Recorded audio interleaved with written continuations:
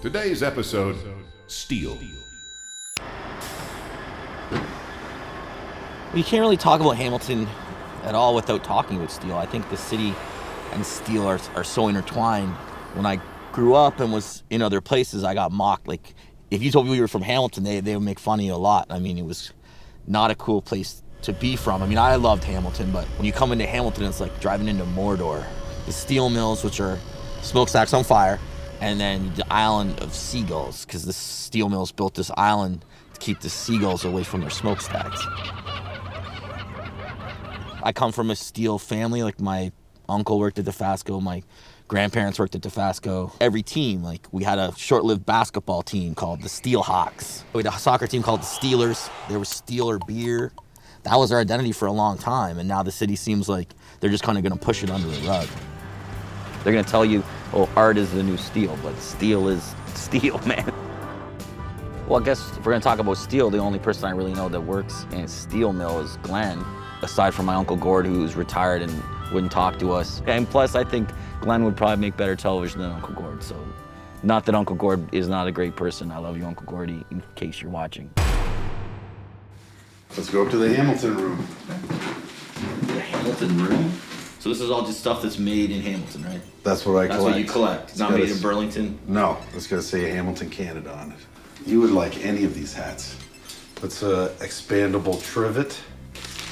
I don't use the word trivet a lot. No. So you work at Stelco? I do. So you got some Stelco stuff? I do. So your dad worked at Stelco as well? Yeah, Dad and Grandpa. So what was it like to see Glenn working at Stelco when you were there? Sucked. Disappointment. Yeah. So I don't know anything about like steel, like what actually happens, you know? Right. Like in steel. making steel or what goes on. So Well, run our viewers through this. I'll tell you a story. Old guy told me when I first started at Stelco in the plate mill, and he's telling me about this job he did when he was young. And I guess he's not paying attention or something, and he's bending him. He's messing it up. So this boss comes to talk to him, and he goes, John, there's these poor guys up in Sudbury, down in the mine, a couple miles down. They're sweating away in the dark, but they're down there, they're getting the iron ore out. They put it on the ship. The ship comes down the St. Lawrence into the Great Lakes. We unload the ships, put it in the blast furnace, heat it all up, mix it all together. So the train takes a slab from steel making into the plate mill. They put the slab into the plate mill furnace, heat it up, spit it out, flatten it out, get it longer, get it to just the right width. One last inspection, and then it comes to John Lenny at the end, and you fuck it up! So what's like, when they first start you off working there, what's like, they probably give you like the worst job, I'm assuming? Yeah, like people still today, if you hire them off the street, they won't last long in the coke ovens. A lot of guys will quit.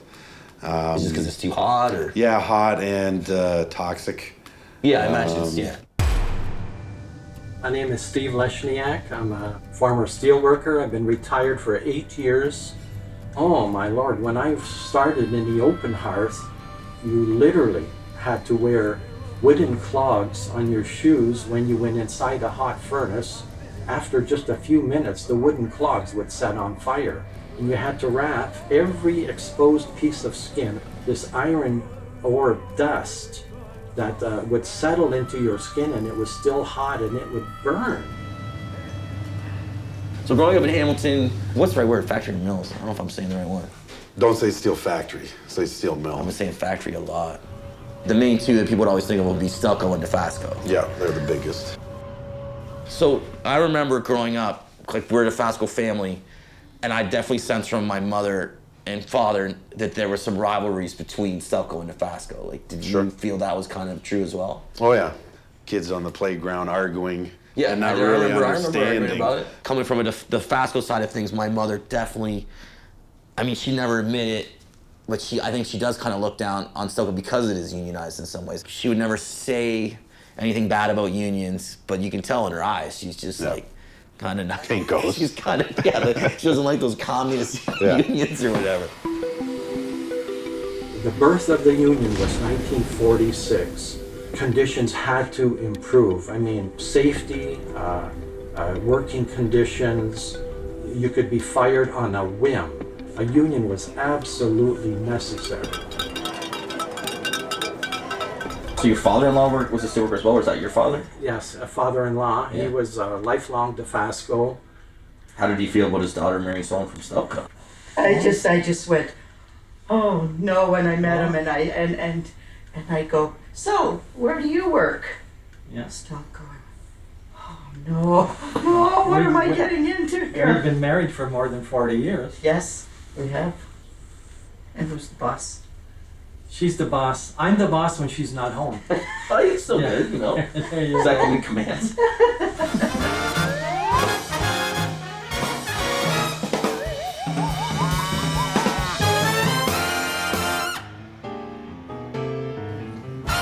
All right, here we are at Hamilton's Farmers Market with Jason at Sam's Cheese and Meat for Ham Jam's Cheese of the Week. All right, Jason, what cheese are we trying today? Everyone's comfortable with all the different flavors of Havarti, but no one's really familiar with aged Havarti. I'm ready to get familiar. Real familiar. I like the looks of that. You've used that knife before. Maybe once or thrice.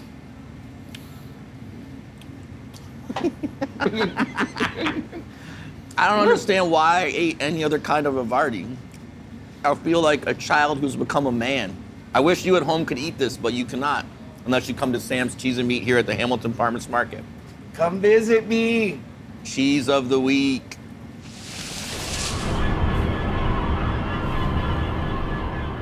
Can you talk a little bit about the dust? Oh, the dust. The dust is, for a while, I hear stories about dust. Like I had, people that lived down by the steel mills, and they would wake up and find, I believe, like a yellow dust on everything. So it'll be on their cars, on the front of their houses. And the mills would just say it like, it was like the Shaggy song, like they just be like, it wasn't me.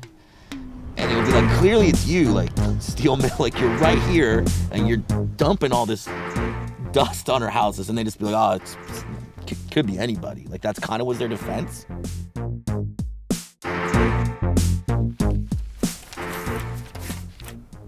We went to the City Hall and we did a presentation to Public Health. In the Hamilton Spectator the next day it said, Lorna Morrow, guinea pig for air quality. Good afternoon, I'm Lorna Morrow. I live in Hamilton, I've lived here for 50 years. It was just a fabulous little neighborhood. What happened in 2005, 2006, they started running it full blast. Well, it was terrible. The air quality was bad, it was more dusty, there was more odors.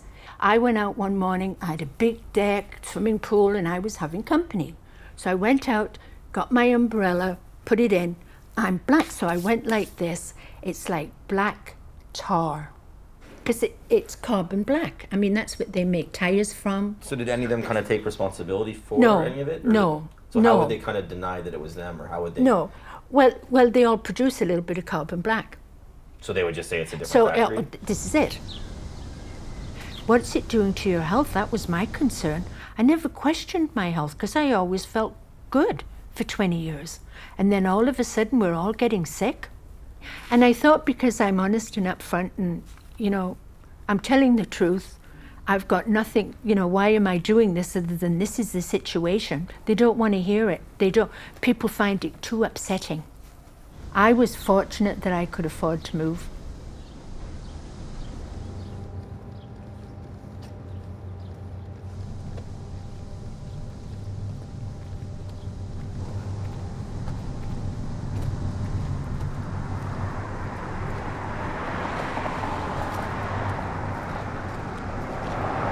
So this is the neighborhood Lorna was talking about. We got McNulty Avenue, where Lorna lived, is up that way. And right here we basically have ArcelorMittal on one side of the street, and then directly across the street we have residential houses. I mean, I never thought of it until talking to Lorna, and now I think it is a bit stark. I mean, it is kind of seeing just how big DeFasco is, how long down it goes, and then people just kind of living in the shadow of it. I tried to get someone to come on this episode, and he said, I don't think we can talk about Hamilton's relationship with steel in 10 minutes. And I mean, I kind of thought he was joking, but I mean, now that we did this episode, he's totally right. I mean, it's just an issue that's beyond complicated. I have a lot of mixed feelings about. I'm proud that Hamilton had this steel heritage. I'm proud steel made this city, but at the same time, a lot of the stuff, the fallout from the steel industry is not pretty. I mean, this isn't a nice image to see, you know. Here in the shadow of Dofasco, wax mannequin. His dad was an ad man. He wrote the famous slogan, "Our product is steel, our strength is people." Maybe with the help of wax mannequin's mom. Our product is steel and our strength is people. My dad wrote that line a long fucking time before he died. He died a long fucking time after he wrote that famous line. My mom and my dad often wrote such lines together. My dad was clever, my mom was clever, and she said, I wrote that line before your dad died. Before your dad died.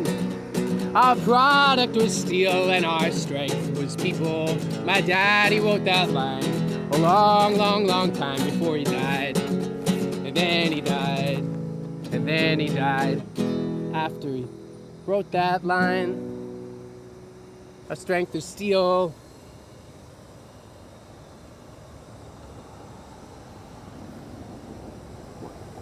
I think we just don't move.